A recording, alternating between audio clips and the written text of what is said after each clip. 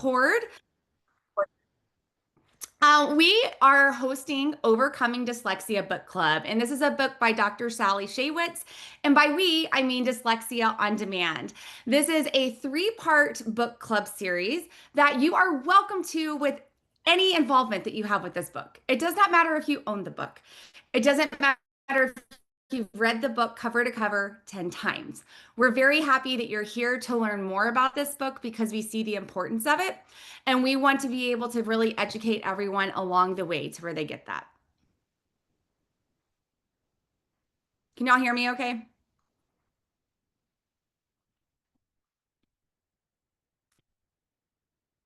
I apologize. Can y'all hear me okay?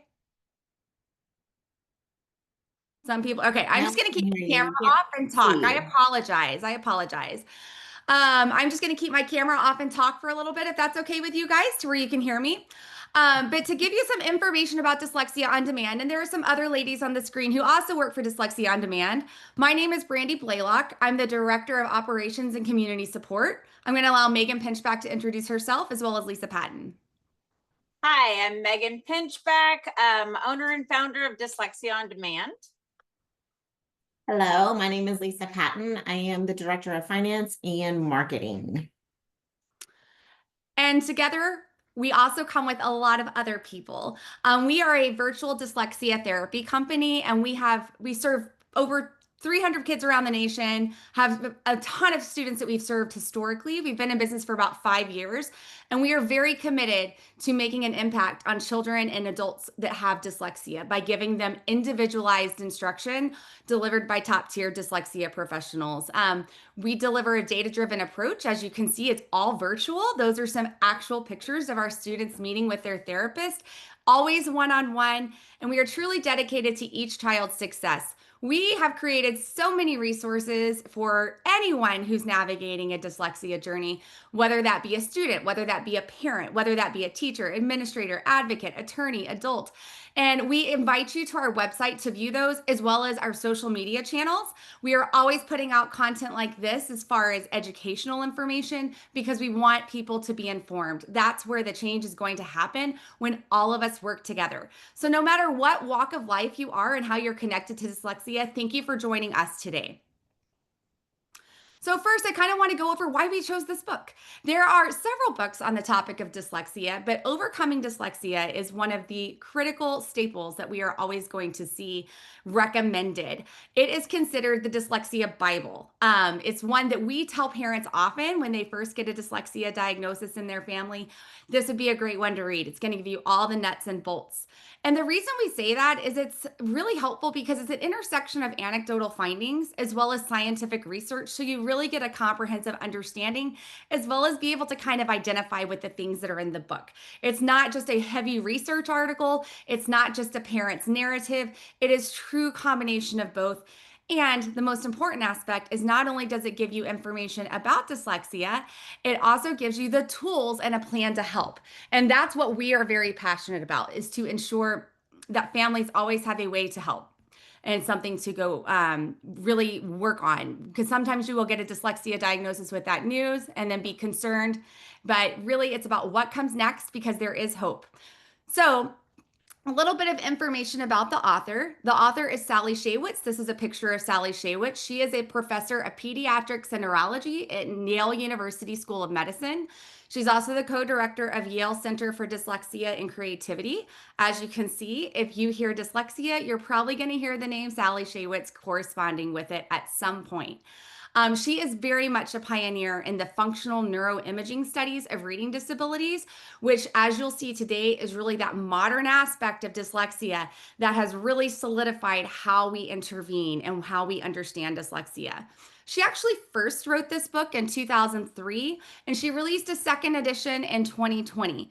So just so you know, I have both copies, and there are some much better updated things in the 2020 version because a lot has happened in the field of dyslexia. We've come along with things like structured literacy and science of reading and understanding how that really affects all learners in reading, but especially those with dyslexia, most of which that we will talk about today. Now, this is a rather large book, so we are dividing this into 3 different book club meetings. This first one will just be parts 1 and 2. If you've read the book, feel free to drop questions or comments in the chat in order to participate, and we will be attending to those as well. And we will be talking today primarily through chapters 1 through 15, which is what dyslexia really is, what it looks like in kids and adults, and how it's diagnosed and why that matters. And I put this quote over here by Sally Shaywitz. It's in the book, and you're going to see it again. But I think it is so important to remember because so often when we're going through this material, we will be talking about challenges and struggles, and it can feel just like doom and gloom. But it's not about that. It's an island of disability and a sea of strengths. So we always want to connect to what's in the sea as well, because an island does actually connect to the sea. So as we go through this, I want you to keep that in mind.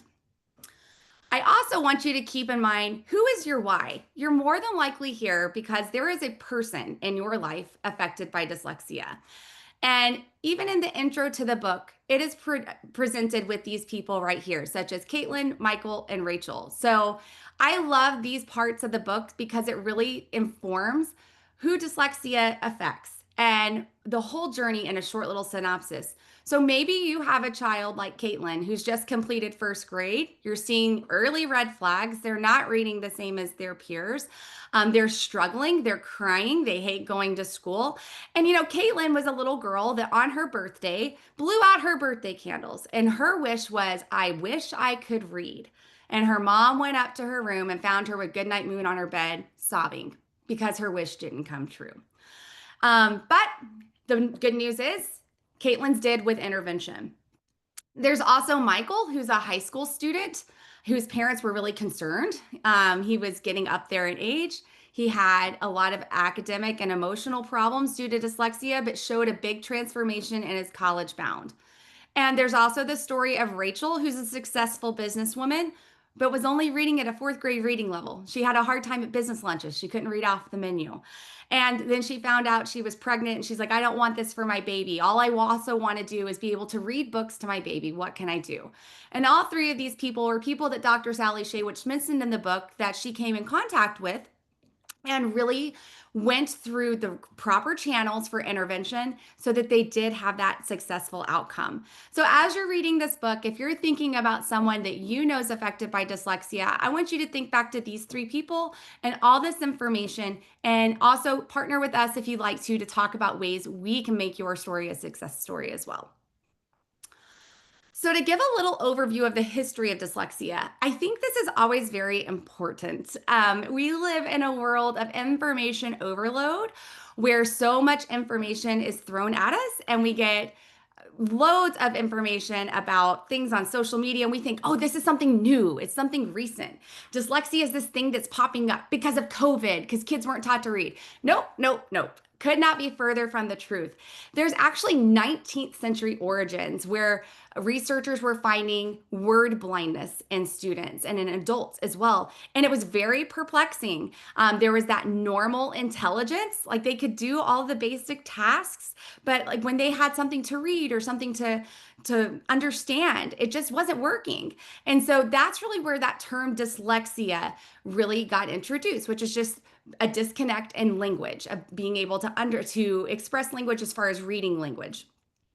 When we come into the 20th century, if you're familiar with dyslexia, that's when the Orton-Gillingham approach really developed. So that's when Samuel T. Orton, who was a medical practitioner, also partnered with Anna Gillingham, an educator, and they said, okay, we know that some people have this with this word blindness, with dyslexia. Well, what do we do about it? And they developed a multisensory approach to reading instruction that was specific for dyslexics. It's still widely used today. I think that is critical to know. A lot of these findings have built upon each other. And then, of course, modern insights, many of which have happened in the past 25 years with the development of functional MRI and other channels in order to measure different things, but neuroimaging studies have shown that dyslexia is a brain-based disorder. It's helping us understand this isn't just due to lack of opportunity or lack of exposure or poor teaching. And because of that, we've been able to improve our intervention because we're able to understand how dyslexia affects the brain. Many things that we'll go through today as well. First off, let's kind of just go over the definition of dyslexia. Whether you are familiar with it or whether this is your first time to hear it, it never hurts to refresh your mind of what we're dealing with when we talk about dyslexia. The first is dyslexia is common and it's persistent. It does affect 1 in 5 people. That's really an outstanding number when you think about it, 20%. And when you're thinking about a classroom of 25 kids, you probably have 5 kids in that classroom who might be dyslexic. It's actually the most common learning disability. It's important to note it occurs across all ethnic, all racial, and all socioeconomic groups. So it is not something that's just affecting one specific group, one specific age, not just boys, not just girls. It can be observed at any stage of life and any walk of life. And dyslexia is a chronic condition. It does not go away. Wouldn't it be amazing if it was just like strep throat and you just gave some antibiotics and it just completely goes away from the body? It is not that, and we'll see why that's the case when we look at these imaging studies that are included in the book. Next, we know that dyslexia is a brain-based difference. So even though we might hear the difference in people reading differently if they are dyslexic, we know it's because of what's happening in their brain. So these are functional MRI studies, which are showing activity in the brain and how glucose is utilized while an individual is reading. So it's really seeing what's happening with this specific task. And these fMRI studies are showing that dyslexic readers are using inefficient pathways. So you can see on the left, lots of little fires in the brain, little neurons firing. So that's your orange and your yellow showing all across the brain. There's multiple centers, and that non-dyslexic person, when they're reading, that's all what's required to read fluently, automatically, be able to understand while you're reading, be able to read like a reader. And a dyslexic person on the right, you're not seeing as many fireworks. In fact, you're only seeing yellow, which is reduced activity, and it's really only in the right hemisphere of the brain. So things are not always connecting with that. And so it's important to note that we want the brain to look like that non-dyslexic person, and it can. But typically before intervention occurs, you do have actual underactivation in the brain. That is also not something that's changed overnight, but the good news is the brain is neuroplastic and can be changed, as we will see. The next aspect we want to cover about dyslexia is dyslexia is typically seen as an early achievement gap, and reading must be taught. So dyslexic children can fall behind as early as kindergarten, and they won't catch up without intervention. That's important to note. This is not something where we say, let's just wait it out. Let's just see how this goes. We'll wait a little bit of time. It's not a plant in the ground. You have to make sure you get this early intervention. And it's actually been shown, if you read this in the book, The Matthew Effect, and this is something that's widely known, that without intervention, you're just going to widen that gap. So in this gap, in this graph over here, you can see this green line would be a good reader who over time, as they're in school, they're being taught, they're getting all of that instruction or just exposure sometimes, they're going to improve at that faster pace. But we know poor readers improve at a slower pace. So we can see this gap is not so big here, but over time, it's just going to get bigger. It's kind of like that saying of the rich get richer, the poor get poorer. And we want everyone to have equal access to reading. And that's why intervention is so important, because at dyslexia, we do see this achievement gap that can have other consequences, which we will explore. Next, dyslexia is persistent, but it is identifiable as well as treatable. I think this is where the real gold is here. You know that you can make a change for this. It is not it's a lifelong diagnosis, but it's not a lifelong sentence. So one thing that's really important to note is that structured, systematic, phonics-based intervention is needed for dyslexic individuals, and it does help. With the right teaching, nearly all children can learn to read. So if you look back at that last graph I showed you where the gap is widening, you can see here, you can see good readers and you can see poor readers. They're both making the same rate of improvement with early intervention. There may still be a little bit of a gap, but not near as wide as that big gap I showed you without intervention. And a lot of times we can't close that gap. So this is, of course, individualized. It's going to be different for each person that's dyslexic.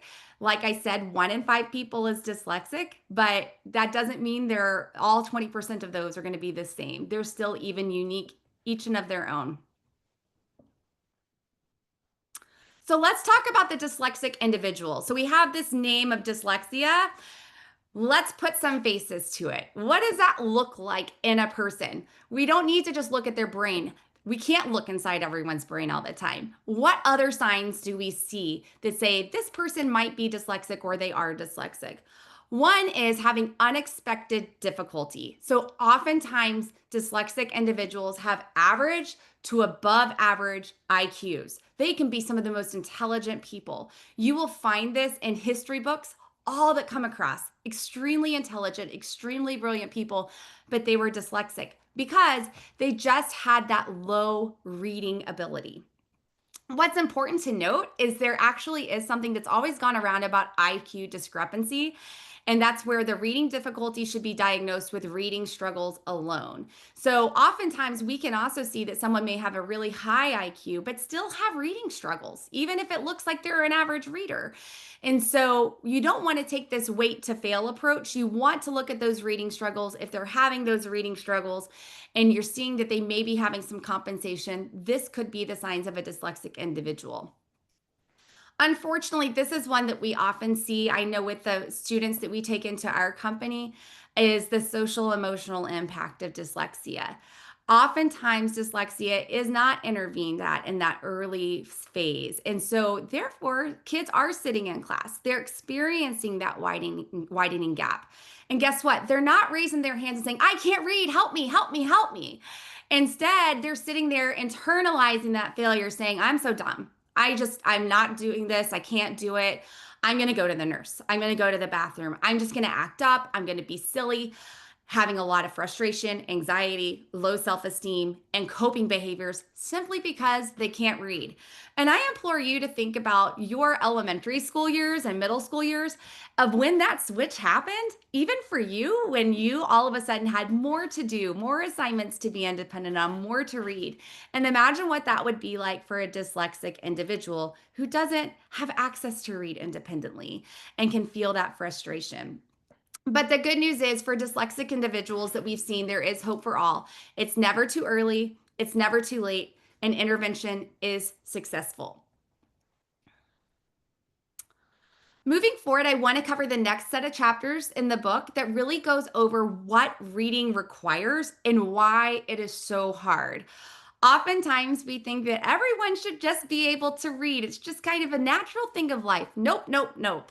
Speaking is something that's biologically hardwired, but reading is a learned skill. You do have to train the brain to read.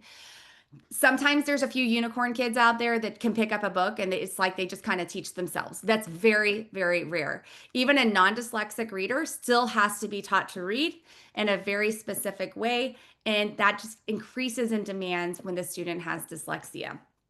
But reading really depends on phonological processing, which is the ability for the brain to identify, manipulate, retrieve sounds. When you think about reading, what do people tell you when you're learning to read? If you don't know a word, they say, sound it out, right? It's all about those sounds. Once we attach labels to those sounds, but really that foundational is just understanding sounds, being able to hold them, being able to manipulate them. And it sounds like that's an easy task, but think about how many different sounds that you hear on a daily basis, whether they be associated with language or just sounds in nature, and trying to attach that to something. It takes a lot of memory in order to do that. And we know that there's that underactivation in that left hemisphere of the brain, which then puts a lot of demands on that phonological processing. It's kind of like driving a car without gas in it. You know, maybe you can get out, maybe you can put it in neutral and push it down the hill, but once you get uphill, you're not going to be able to do it anymore. But oftentimes with reading, there are strengths in other areas. So remember that dyslexia is that island. So even though they have strengths in all these other areas, it's kind of pulling from that strength. It's kind of like a parasite, just taking the strength out of the other cognitive areas and kind of masking those because you're using all of those other areas as far as processing speed and working memory and your understanding of general knowledge and vocabulary to draw into reading. Because of this, reading is very hard. It requires a lot of retrieval and a lot of automaticity. And so dyslexic individuals have slow word retrieval. And guess what? If you can't guess the word or see the word automatically know what it means, and then you go to the next word, you're starting that process all over. So you're going to have that choppy reading, slow fluency. So especially as a kid's getting older and they're expected to read more, they're going to read it more slowly. It's going to become more frustrating. You can see how this is very vicious cycle. So that's one reason that early intervention is key for many reasons. And if you read the book Overcoming Dyslexia, I feel like you are going to see this in bold in every single chapter because it is so important. And I think it's also easy to think, well, I already missed that window. The other side of the coin there is it's never too late as well. So before we talk more about the brain aspect of reading, I want us to look inside the brain right here. So we will get to just different aspects of reading instruction, but because we know reading does require neural circuits in the brain, there are two main areas that are required just for language in the brain. And we know dyslexia is a language-based processing disorder, and these areas are impacted. This first one in the frontal lobe is Broca's area. This is required for speech and articulation. So if you read the book, it talks about how there can be stroke victims where this is affected. And that's why they can't speak anymore. They can understand everything and they want to talk. They have the words in their head, but they can't get it out of their mouths because that Broca's area is really impacted. The last one at the back is Wernicke's area, and these are both named after the scientists that were talked about in the book. And Wernicke's area is where I can comprehend what I'm saying and what someone else is saying. If that area is affected, you're basically saying gibberish or you're hearing gibberish. And you have to notice this is close to the ears. Doesn't matter so much about that, but this is also where the auditory cortex is. And so that's where you're really processing all of those sounds. We know that in a dyslexic brain, you can see if we were to overlap those, here's our Broca's area, and here's our Wernicke's area back here. So Broca's area, again, for word articulation and word analysis, those are both activated in both a non-impaired brain and a dyslexic individual. And if you look, it's actually a little bigger in the dyslexic individual. And that's what's tricky. When you meet someone with dyslexia and you talk to them, you probably don't know they have dyslexia. I remember I worked with a student and he was telling me all about this engineering project he was doing that involved welding and multiple steps and 3D printing and coding, like so many different aspects. And he was speaking technical vernacular. I had no idea what it means because it's so specific, but he could say those things. But guess what? If I asked him to read a paper that had all those words in it, couldn't do it because he was able to really compensate quite a bit with that strong Broca's area of that word analysis and articulation. But being able to read it back in this Wernicke's area of the left parietotemporal lobe and the occipital lobe back here for rapid word recognition, that was not active for him in his brain. So oftentimes we're just thinking with those verbal aspects. We don't have those other language areas. So guess what the problem is? When we have a dyslexic individual, we have to connect this to these two. These two are back here. They're just not active. So we have to connect them. And we'll talk about how we do that with intervention. But just first, I do think it's very fascinating to look at these neuroimaging studies because this is the confirmation most students truly need with dyslexia to say, it's not me, it's my brain. I was made this way. This is something I can't change with a magic button. This is just how it is. So when we look inside the brain right here, fMRI studies are going to show that underactivation. And typically, like I said, they're compensating, overcompensating, and relying on that frontal cortex, making reading effortful and slow. It's like riding a motorcycle with one wheel, right? They have the engine, they can do it, but they're not going to keep the balance up. It's not going to go forward. They're trying, it's very effortful. And in typical readers, word recognition, as far as this area at the back near the occipital lobe, occurs in 150 milliseconds. That is super short, super rapid. You and I, when we read a book, we can probably automatically recognize a word. We don't have to sound it out anymore. For dyslexic readers, it takes much longer, and that's what's slowing down the fluency. So they know that because this is not activated in that dyslexic brain, that's one reason that they're not able to see things very easily and recognize them to read them fluently.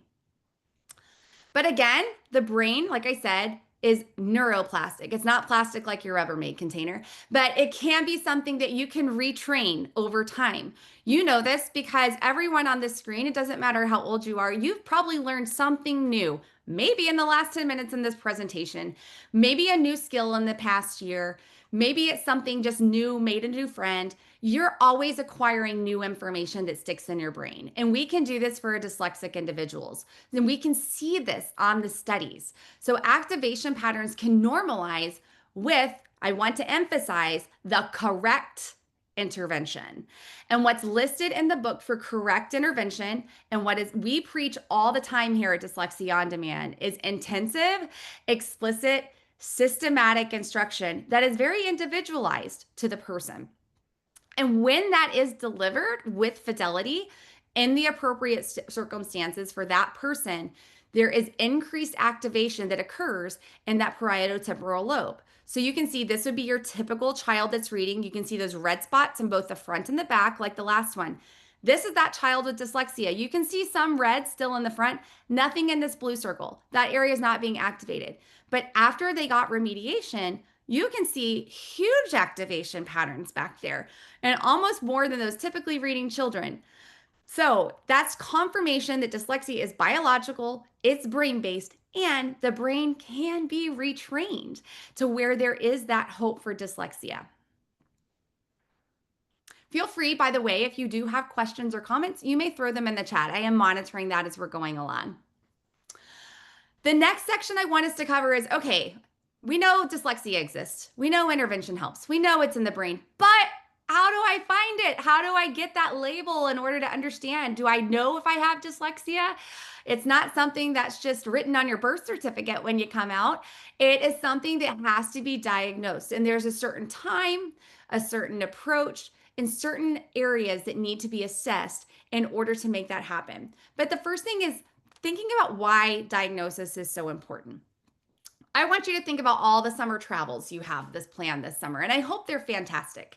But if you are going to say that you are going to go to Europe for the summer and you need to book a flight to Europe, the first step is finding where are you leaving from? Where is your starting point? Dyslexia gives you a starting point to get on your journey.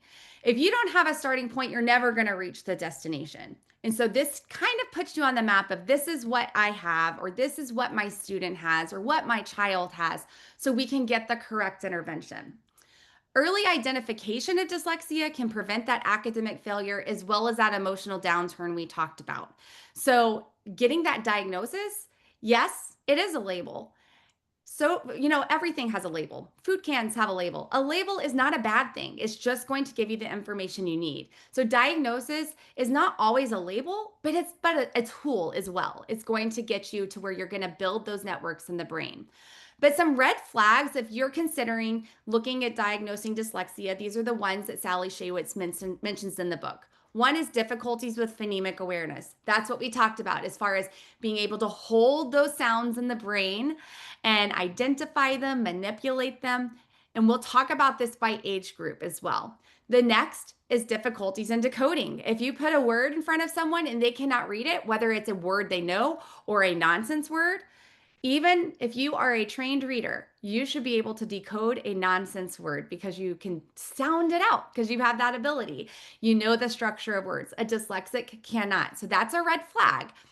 The other is reading fluency. If the student is reading very slowly, they're not able to read with prosody and expression, or they're making a lot of errors. They're just not reading at the rate that you feel like they should for their age group. That can be a red flag for dyslexia. Also, spelling and word retrieval are big red flags. Spelling is hard enough as it is, but for dyslexia, it is 100 times harder. And then last is that unexpectedness. That's having that bright young kid that you see, you're like, they're so good at this. They're so good at math. They're so good at art. They're so good at acting, at singing. But man, when it comes to reading, something's not matching up. That is that red flag of saying, maybe we should look at dyslexia. Some students, every red flag is raised on them. Some of them, it's just a few. But regardless, it's important to think about those when you're thinking about dyslexia diagnosis. Next is about the how on diagnosing dyslexia. One thing I want to say is you always need to have a qualified professional that can provide a comprehensive evaluation. And it's always important to ask what that's going to be ahead of time to ensure it's going to meet all the hallmarks. These are the ones that Dr. Sally Shaywitz puts in her book. And the first is making sure that there's some kind of cognitive testing to rule out any other issues. Okay. If they're not doing a full cognitive profile or some measure of ability in order to see that that child is capable of other things, then that would be something you want to make sure is going to be there. They will also be doing phonological processing measures, reading fluency and accuracy assessments when they're reading a passage. They would also have a child read a passage and see if they understand what they're reading. They would also assess spelling, and these are very important as well. One is about family and developmental history. We know that there is a genetic component to dyslexia. So sometimes they will ask, do mom or dad have it? Or have there been struggles? Have brother or sister have any struggles? Also, developmental history can be related to that, as we'll talk about in a minute, with speech or different aspects. So every little thing it really is critical in this, as well as work samples and educational history to show, hey, we've tried to teach reading and it's not sticking. We've tried this approach, it's not sticking. Maybe we need something more intensive, and having that dyslexia diagnosis gives that for you. And I wanted to include this book, or this quote from the book. It says, a diagnosis doesn't define a child. It explains their struggle and points to the right help. And so if you look at this fork right here, this is an image that I think is on page 78 in the book. I should have marked that on the slide for you. It's hard to get the image in the book, but it's a really great one to think about if you're a parent, an educator, anyone looking at this fork in the road of thinking, okay, I'm on this path. And at the base of that fork is thinking about diagnosing dyslexia. On the left, if I don't diagnose it, what lies ahead of me on that road? Educational, emotional struggle, all kinds of things that could compromise the student's ability to really meet their full potential. But if I get that diagnosis and it's a yes, and I go forward, I get the intervention. I retrain the brain to where it is. And so it really does help explain it and give you that path forward. So let's get into a little bit more information about those early impact and signs. And we'll also talk about older kids in just a minute. One aspect of looking at dyslexia in children is looking at the speech and the sound abilities for them. So we know that language delays as well as subtle speech difficulties can be first signs. And this is something that's said in the book is articulation and expression challenges can be really difficult for kids. So if you have a kid who's not able to say their L's and their R's, there could be more to that as far as with dyslexia. It doesn't mean it's always going to lead to that, but it's something that you should kind of keep in mind if you're having a kid that's struggling with speech or they're having those language delays. Because we know sound is so critical for reading, when kids also can't hear certain sounds in early development, sometimes they don't produce them correctly and be able to connect them. And that's going to affect their ability to first recognize words, then break it down by syllables and break it down by phonemes. And so really working at that sound level is so important in those early preschool years. And other red flags that we can see early on is that students may be late to talk. One hallmark is nursery rhyme. So rhyming, when you say like cat and bat, is a foundational skill. And that's one of the first language skills that kids learn. Think about it. Kids are always hearing words before they ever read them, and they're always trying to make sense of them. And this is one of the most fundamental ways that they're doing that. So we all know nursery rhymes are huge for kids. Almost every little song has a rhyme to it. Every little book has a rhyme to it. And so if they have trouble learning nursery rhymes or rhyming words, that is definitely a red flag in those early years. Likewise, so is mispronouncing familiar words or using the wrong word for something. I think the example she gave in the book was if the word magazine, if they say mazagine, just those small little flips sometimes can have an impact on saying how they sequence sounds in their brain and whether they're able to retrieve them and identify them correctly. And so also difficulty remembering names or word retrieval. So if you think about your 4-year-old, typical 4-year-old, you're going over the colors, you're going over numbers, you're going over days of the week, different animals. And if you've gone over those, they've seen the picture of the zebra 5 million times and you know what the zebra is, but they look at it, they're like, oh, what's that? What's that? What's that? Or you ask them what it is and they don't know. Sometimes that can be some issues with word retrieval. And then again, the last part is just having that genetic component always in the back of your mind.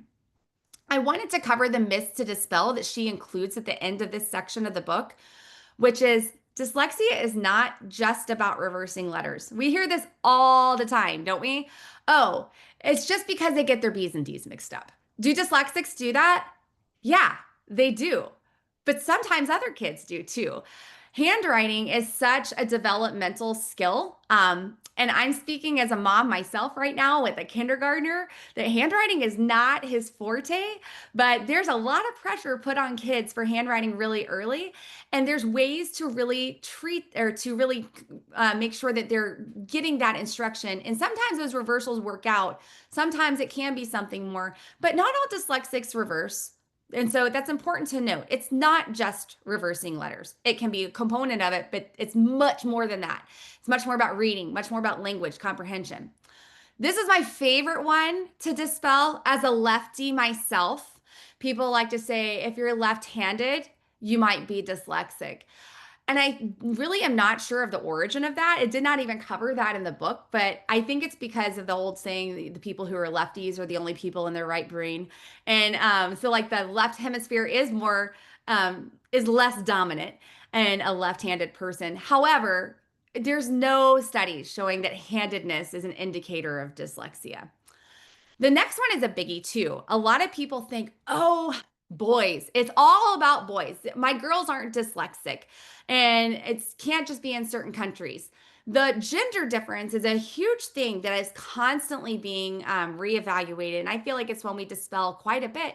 And it's kind of similar to how diagnosis is for ADHD, and that it might be the same thing, but it might manifest differently. Sometimes girls compensate a little bit differently than boys.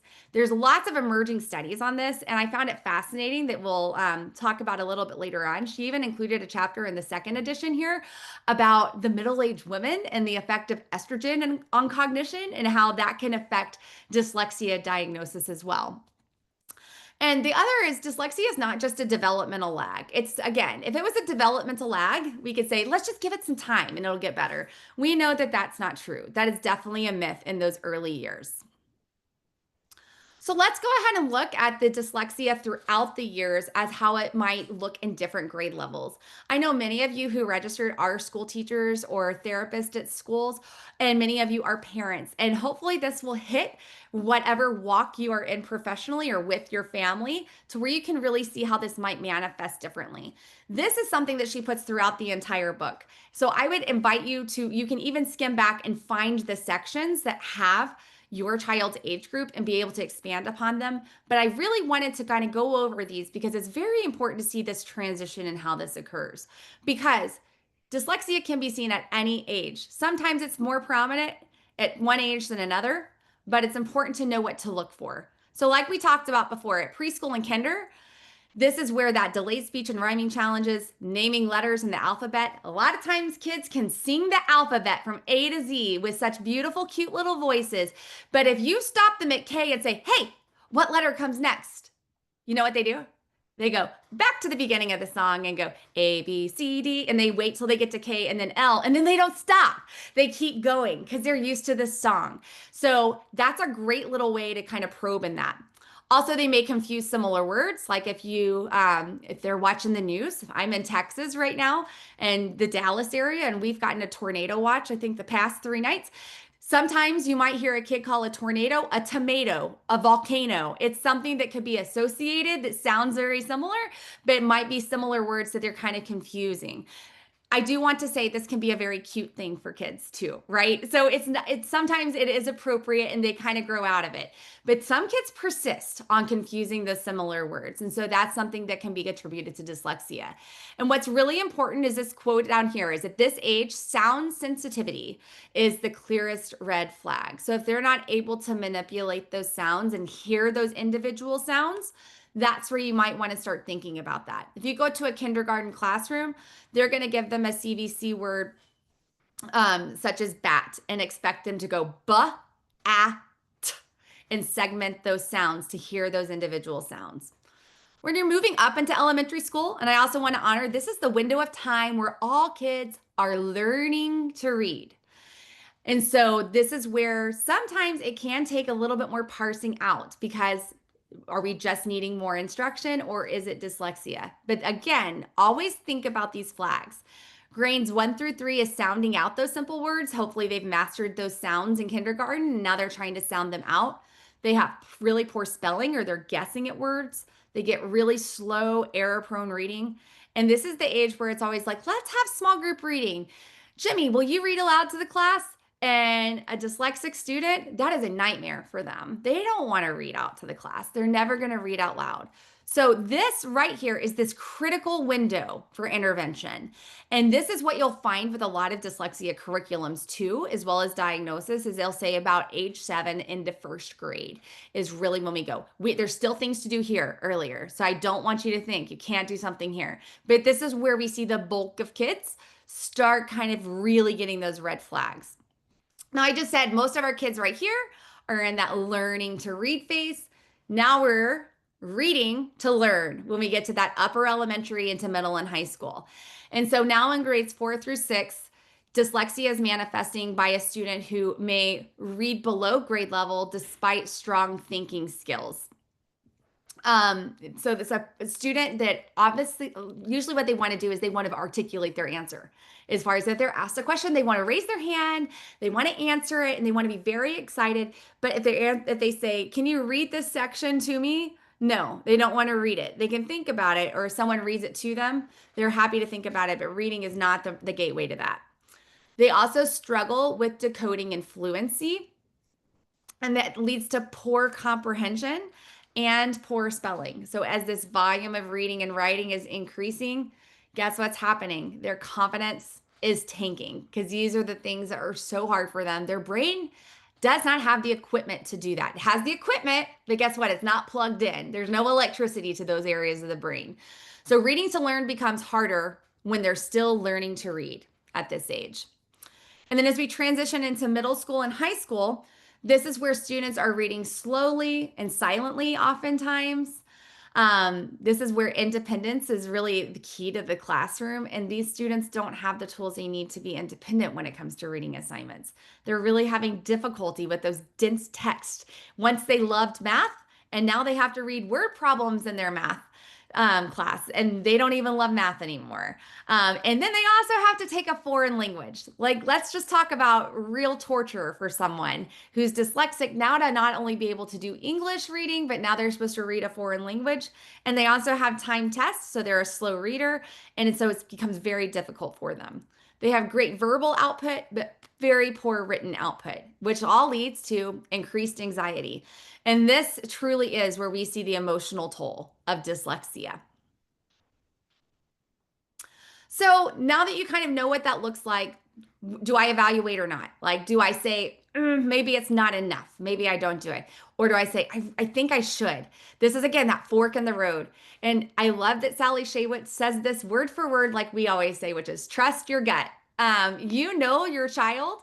Your gut will give you a lot of instinct. And we often say here at the company that we're dyslexia experts, but you're your child's expert. You have been there since birth.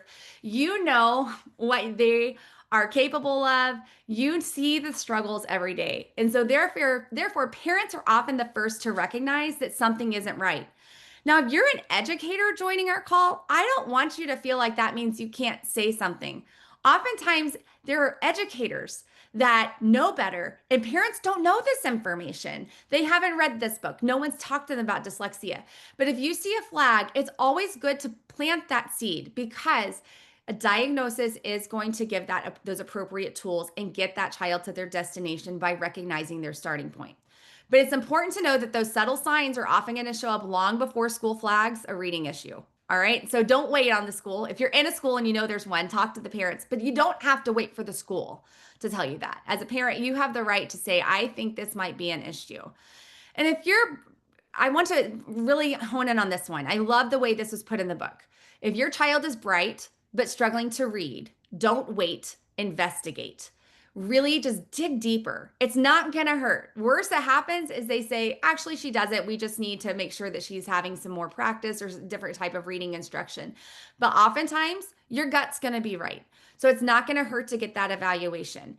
And it's important to note that that early evaluation leads to early intervention, leading to better outcomes sooner and longer. So the worst thing you can do is wait and hope your child will grow out of it. I think one of the most common phrases used in parenthood is, it's just a phase. Dyslexia is not a phase. It's a brain-based learning disability. It's not something that they're going to grow out of. It's something that their brain does not have those connections and they must be manually built to turn on. So let's talk about screenings and evaluations. So she talks a lot about screenings because Dr. Sally Shaywitz actually has a really good dyslexia screener. And screeners are often used sometimes as the first means before an evaluation. It just kind of gives you the gumption of like, okay, now let's go on and evaluate. But it's really encouraged, and most states have this now. Not all. I shouldn't say most, but the good states. You should check your own state laws. In Texas, we have screening, especially at the first grade level, but through preschool through grade 1, tracking that student's levels as far as their phonemic awareness and their speech and their ability to identify sounds and rhymes. There's different things like that on the screener, and we can identify that before failure even occurs, which what a blessing that is. Then that child's never going to feel like, oh, this is such a hard thing. They can get the help that they need. So we're working at preventive intervention and not just remediation when we work from that screener aspect. And it's still going to measure their phonological awareness. RAN, that stands for rapid automatic naming, such as when they're given a list of common objects that they know, they can recall them and tell them to you, as well as their letter sound knowledge. And it's also going to take into account that family and developmental history.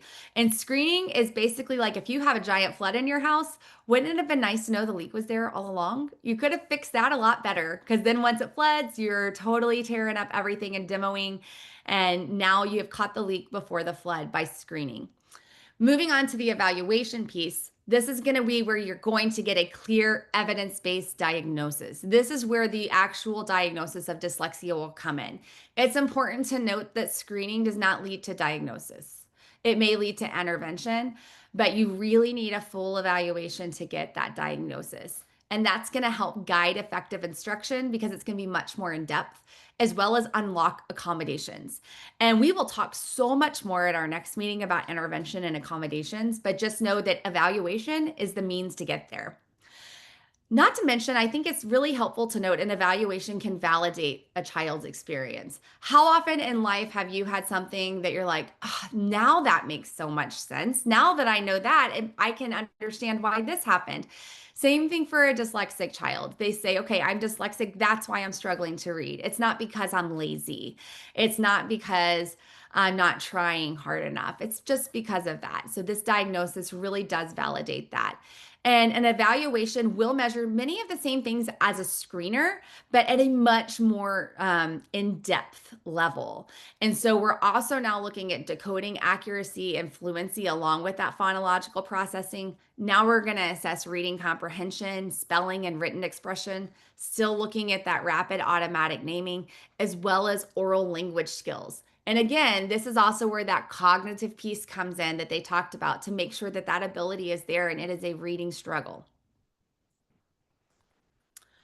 So I want you to think about this. Maybe you're like, oh, I wished I would have known this. Like, I'm 30 years old now. Why is it that whenever I was 5, I didn't get screened for dyslexia?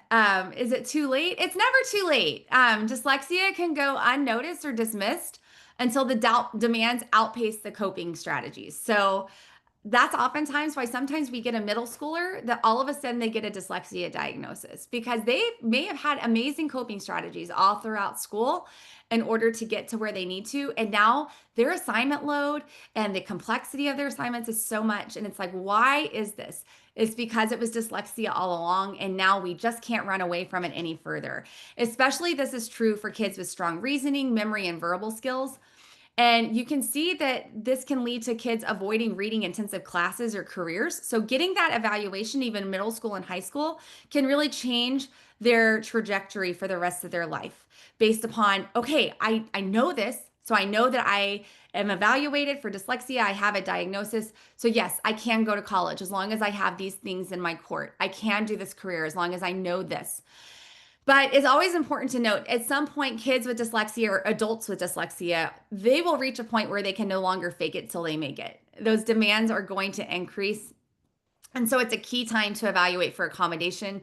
And then this is also that I'm not sure if anyone read the second edition, but this is the one where she talked about dyslexia in middle-aged women. There's been a huge surge in the number of women that are in like perimenopausal phase of life that are being diagnosed as dyslexic because now their estrogen is declining and the demands of what they have to do and what they have to do in their job, it's now gotten to a point to where it's difficult for them to read. And then they take it in retrospect and say, oh, it's always kind of actually been difficult and have that dyslexia diagnosis. So I encourage you to read that chapter. It's actually pretty fascinating if you haven't read that. But it's important to note, this happens in adulthood too. At Dyslexia on Demand, we get adults that come through and they're like, I think I might have dyslexia, or I'm going into the military, or I'm going into college and I want to make sure I'm prepared. So what can I do? Because it's really hard. And so they go through the diagnostic testing and sure enough, they have a dyslexia determination. So that is a summation of our parts 1 and 2 of the book. I do want to say I don't feel like I could do it complete justice because there's just so much information in there. But those are really the high points. And I think especially for someone who's just wanting more information about dyslexia and understanding what it is. Could this be me? Could this be my daughter? That is really helpful information to get you there. And the book also outlines those things by age. But to sum it up, dyslexia is real, it's common, it's neurological. We can't change it. All right. You're going to have dyslexia, but there is hope for it. It can start early and it can be identified early through screening and evaluation. And also, it's important to note that reading isn't natural for anyone. And so, a dyslexic, it's going to be so much harder, but reading is something that is a learned skill.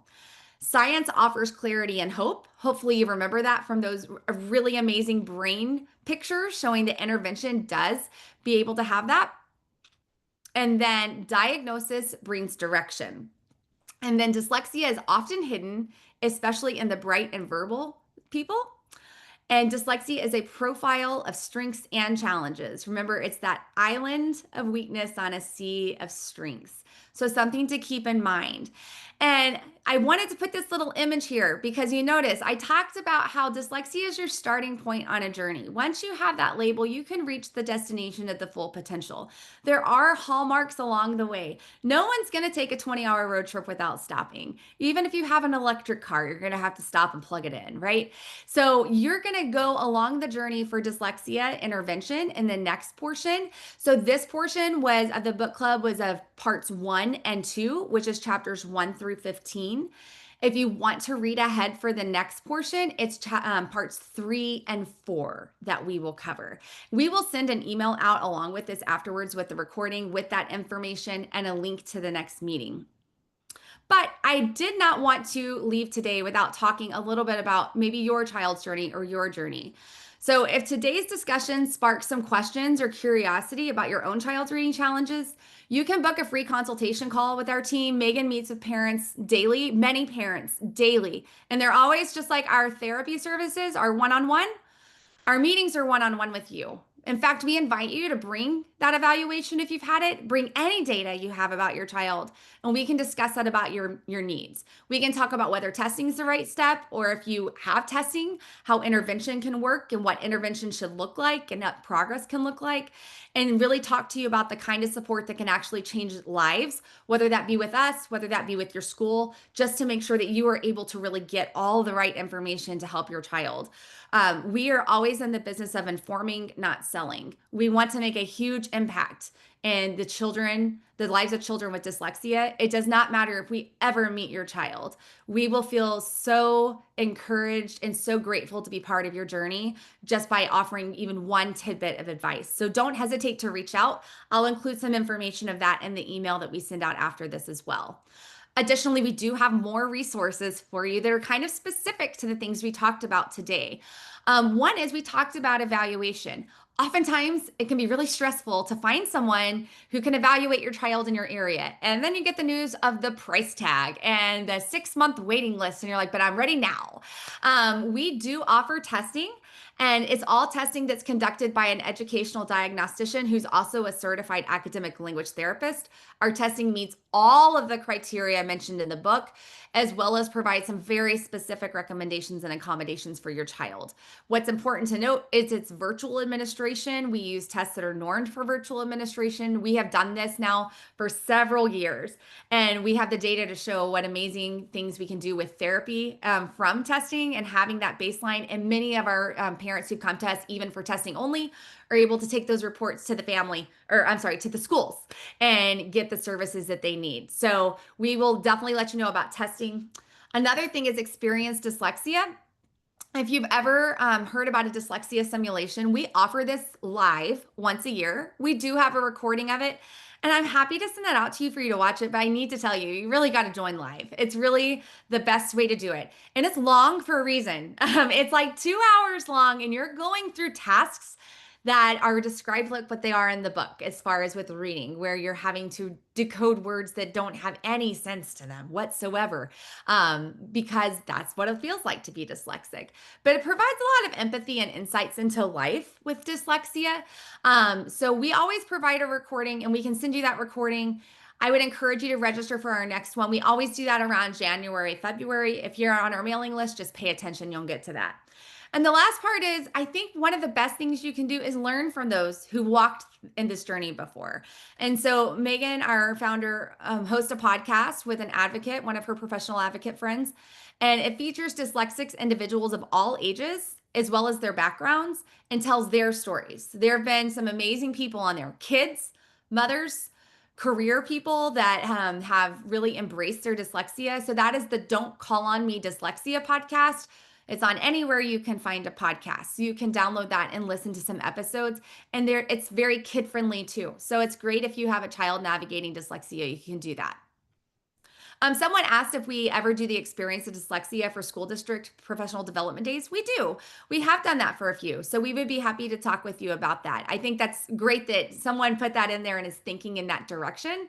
It's a great way to inform the masses, and it's very impactful.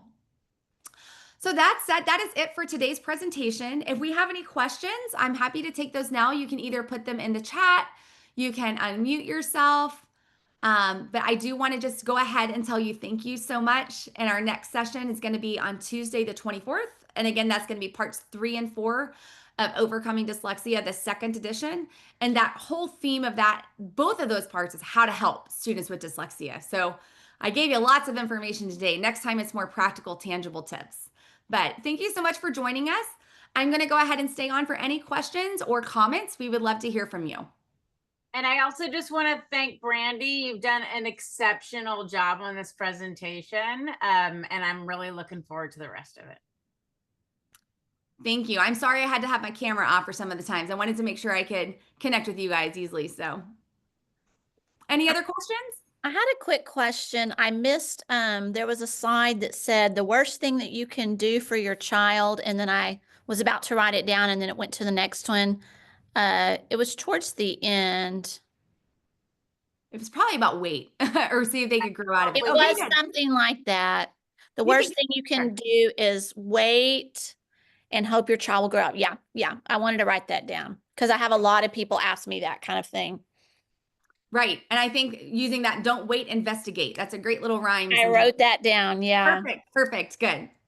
Thank That's you. one of the most common things that we hear that the school delivers to parents, that the school tells parents all the time. And it's like the biggest error ever, unfortunately. Right. And I have a friend who just texted me, do you think I should just wait? I said, this isn't a text. This is going to have to be a phone call. I will talk to you about it later. Yeah. Well, and you'll get a recording to this presentation. You're more than welcome to share that too. We do not protect our things very privately for a reason.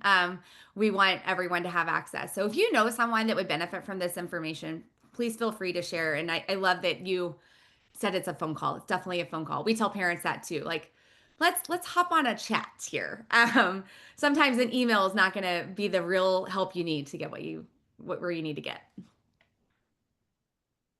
Any other questions or comments? Okay. Well, thank you so much for joining us today. And we look forward to seeing you on June 24th. We will send out the recording with an email to some of those links and resources that I mentioned. And since you'll have our email address, then we would invite you to interact with us if you have any questions that do come up. We're here for you guys. Have a great day.